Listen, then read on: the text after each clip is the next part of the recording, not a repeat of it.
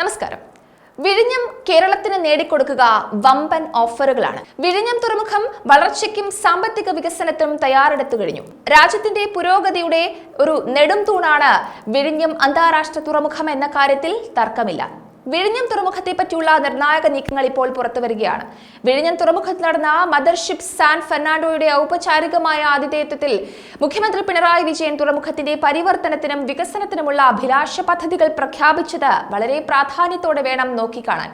തുറമുഖത്തിന്റെ രണ്ടാമത്തെയും മൂന്നാമത്തെയും നാലാമത്തെയും ഘട്ടങ്ങൾ 2028ഓടെ പൂർത്തിയാകും.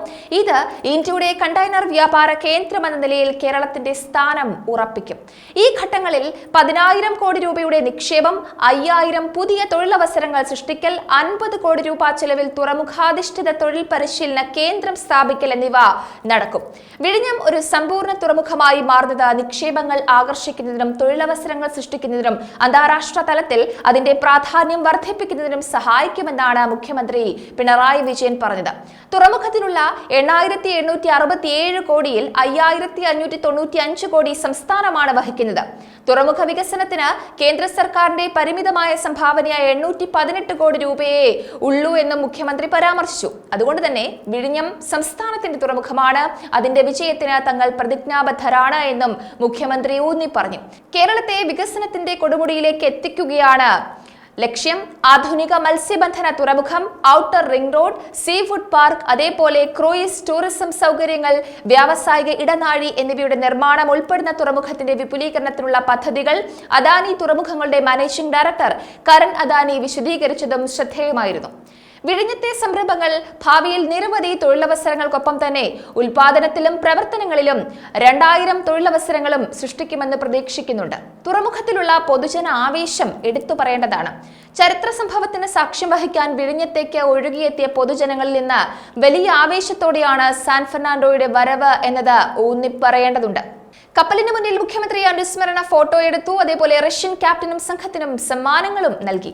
ഡാനിഷ് കമ്പനിയായ മെഴ്സ്കിന്റെ കപ്പൽ വിഴിഞ്ഞത്ത് കണ്ടെയ്നറുകൾ ഇറക്കിയത് ചരിത്ര നിമിഷം തന്നെയാണ് അടയാളപ്പെടുത്തിയത്. വിഴിഞ്ഞം തുറമുഖത്തിന്റെ വികസനം പുരോഗതിക്കും സാമ്പത്തിക വളർച്ചയ്ക്കും വേണ്ടിയുള്ള സംസ്ഥാന സർക്കാരിന്റെ പ്രതിബദ്ധതയുടെ ഒരു തെളിവ് കൂടിയാണ്. കേരളത്തെ അഭിവൃദ്ധി പ്രാപിക്കുന്ന ഒരു സാമ്പത്തിക കേന്ദ്രമാക്കി മാറ്റാനും നിക്ഷേപങ്ങൾ ആകർഷിക്കാനും പൗരന്മാർക്ക് അവസരങ്ങൾ സൃഷ്ടിക്കാനും ഇത് വലിയ പാത തുറന്നിടുകയാണ് എന്നതും എടുത്തു പറയണം. ഔപചാരിക വേളയിൽ മുഖ്യമന്ത്രിയും കേന്ദ്ര തുറമുഖ മന്ത്രി സർബാനന്ദ് സോനോവാളും സംസ്ഥാന മന്ത്രിമാരും ചേർന്നാണ് ഈ കപ്പലിനെ സ്വീകരിച്ചത്. ആദ്യ മാതൃകപ്പലിന്റെ വരവ് അടയാളപ്പെടുത്തുന്ന ഫലകം മുഖ്യമന്ത്രി അനാച്ഛാദനം ചെയ്യുകയും ചെയ്തിരുന്നു. ചെണ്ടമേളവും ആർപ്പുവിളികളും ഒക്കെ കൊണ്ട് ചടങ്ങ് കൂടുതൽ ആഘോഷമാക്കിയിരുന്നു.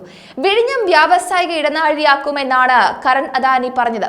ആധുനിക മത്സ്യബന്ധന തുറമുഖം, അതേപോലെ തന്നെ മറ്റ് വികസന പരിപാടികൾ ഇവയൊക്കെ ഉണ്ടാക്കുമെന്നും Adani ports managing director Karan Adani പറയുന്നുണ്ട്. നിർമ്മാണത്തിലും പ്രവർത്തനത്തിലുമായി നിരവധി തൊഴിലവസരങ്ങൾ ഉണ്ടാകുമെന്നതാണ് ആദ്യമേ അടിവരയിട്ട് പറയേണ്ടത്. നൈപുണ്യ വികസന കേന്ദ്രത്തിൽ 100 കണക്കിന് യുവാക്കൾക്ക് പരിശീലനം നൽകുമെന്നതും ഉറപ്പാണ്. അദാനി ഗ്രൂപ്പിന്റെ വിഴിഞ്ഞം അന്താരാഷ്ട്ര തുറമുഖം 2028ഓടെ 20,000 കോടി രൂപയുടെ മൊത്തം നിക്ഷേപം നടത്തുമെന്നും തുറമുഖത്തിന്റെ ശേഷിക്കുന്ന ഘട്ടങ്ങളുടെ പ്രവർത്തനങ്ങൾ എത്രയും പെട്ടെന്ന് തന്നെ പൂർത്തിയാക്കുമെന്നും അദ്ദേഹം പറയുന്നുണ്ട്. ഇന്ത്യയിലെ ആദ്യത്തെ ട്രാൻസ്ഷിപ്മെന്റ് ഹബ്ബും അതേപോലെ ആദ്യത്തെ ഡീപ് വാട്ടർ കണ്ടെയ്നർ ടെർമിനലുമാണ് വിഴിഞ്ഞത്തേത്. എന്തായാലും വിഴിഞ്ഞം കേരളത്തിന്റെ മുഖച്ഛായ തന്നെ മാറ്റിമറിക്കുമെന്നത് ഉറപ്പാണ്. കൂടുതൽ തൊഴിലവസരങ്ങളും അതേപോലെ തന്നെ മെച്ചപ്പെട്ട പരിതസ്ഥിതികളും സംസ്ഥാനത്തിന് നൽകും എന്നതിൽ ഒരു തർക്കവുമില്ല. വിഴിഞ്ഞം തുറമുഖം കേരളത്തിന്റെ ഇന്ത്യയുടെ ഖ്യാതി വാനോളം ഉയർത്തുമെന്ന കാര്യത്തിലും തർക്കമില്ല.